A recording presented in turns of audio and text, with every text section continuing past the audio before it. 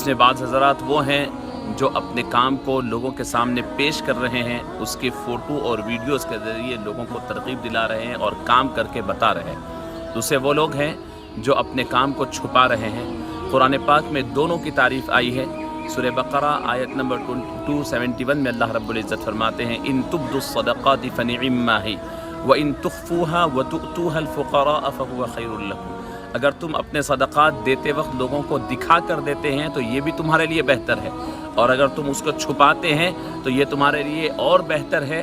اور یہ اللہ رب العزت نے قرآن پاک میں اور ایک جگہ بھی ارشاد فرمایا الذین ينفقون اموالهم باللیل والنہار سرا وعلانیہ، جو لوگ صبح شام اللہ کی راہ میں خرچ کرتے ہیں، چھپا کر بھی اور دکھا کر بھی۔ تو اللہ رب العزت نے قرآن میں دونوں طریقے کے لوگوں کی تعریف کی ہے۔ ہمارا یہ رویہ بالکل غلط ہے کہ جو حضرات دکھا رہے ہیں ان کے ہم کرٹیسائز کریں، ان کو تنقید کا نشانہ بنائیں۔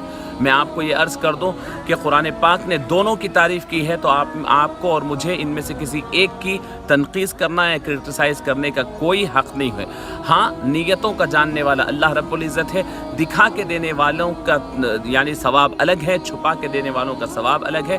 میں اس موقع پر یہ بات ضرور واضح کر دوں کہ اللہ رب العزت نے سوشل میڈیا سے اس موقع پر بڑا کام لیا ہے۔ اگر سوشل میڈیا پر اگر ہمیں ضرورت مندوں کی فوٹوز نہیں آتی، لوگ اگر کام کر کر نہ دکھاتے، تو بہت سارے لوگ ابھی جانتے بھی نہیں۔